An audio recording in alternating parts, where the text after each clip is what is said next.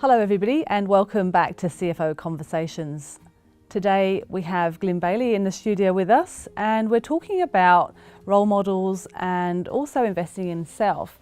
Glyn, talk to us a bit about what you've seen in your career around role models. Yeah, I think as I've navigated 17 years of a career in finance, one of the things I've recognised is having people that you look up to as a way to guide you to where you're wanting to go.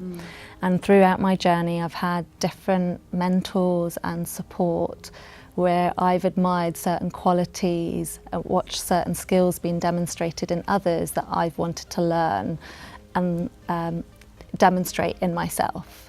And I think in that journey, if you're looking for a role model as you're navigating your finance career, it's finding who means what to you and why. And what is it about them that you want to emulate yourself in your own leadership style? And I think that's really important for us when we're growing throughout the ranks in a finance team, going from that sort of entry level all the way through to becoming your first time that you're a manager and a leader of others, becoming CFO and top of the finance food chain. And it sounds like you've had a similar experience to me where you've been lucky enough to have some of those opportunities. What about people that are watching who might not be in a scenario such as that, where they don't have particular role models within their business or within their finance leader?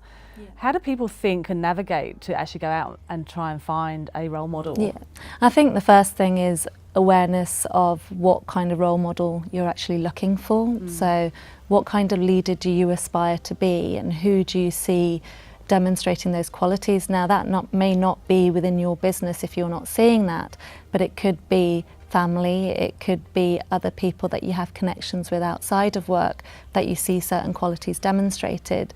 In the first instance, I'd be asking those individuals for their time to really seek to understand what they do, how they do it, and then seeing whether or not there's an opportunity that they'd be willing to mentor you.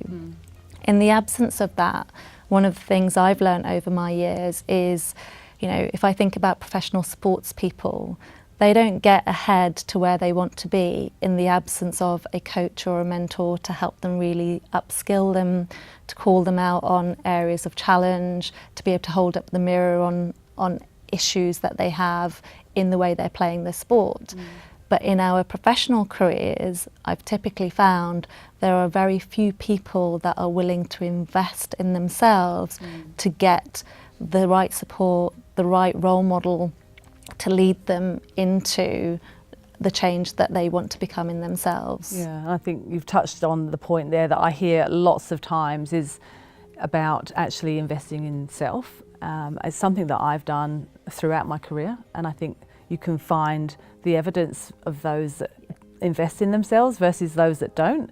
A lot of people that I've spoken to think that it's the employer's responsibility to invest in them, but actually I would suggest it's our own responsibility. Take responsibility for investing in yourself. And people wait until they're in crisis mode before they invest. So, say an individual's been looking for a job for the last 7-8 months, hasn't been able to get one, then enlists a coach to help them with their confidence and their interview skills and all of that kind of good stuff.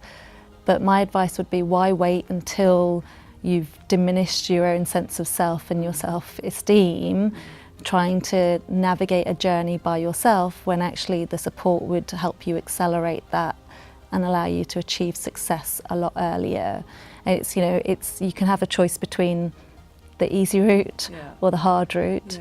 The easy route does require investment, and it requires you having the belief and the confidence that you can make that return on that investment.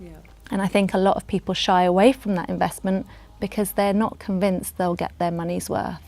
But when it comes to coaching and mentoring, it's what you put in is what you get out. So when people don't believe that, it's actually an indication that they don't believe in their own ability to move themselves forward. And maybe that's sometimes holding people back as well, thinking that maybe they're not good enough to be coached. There's a lot of that sort of self-worth, internal conversations. And I've always believed that somewhere between 5 and 10% of my annual salary I should be spending on my own learning and development. continuously. I'm not talking just about finance managers, I'm talking about being a CFO, being the leader of an organisation. It's consistency as well that's going to bring success. Yeah, and if you put that in your bucket around this is an investment in me as part of how I plan my year and how I plan my salary, it will reap rewards significantly. It will pay back because your world's opened up to a whole new way of thinking. You've got access to different contacts and resources, and they say you're the average of the 5 people that you hang around with. So if you're elevating your performance by getting, coaching, mentoring, different role models, it doesn't have to be paid for, but finding people that elevate your position, you're going to do well as a result. Yeah, no, I think that's right. So make sure that you invest in yourself. And I've said this before, that if you're not investing in yourself, how can you expect others to invest in you? Yeah. So thanks, Glyn, for the conversation. You're very welcome.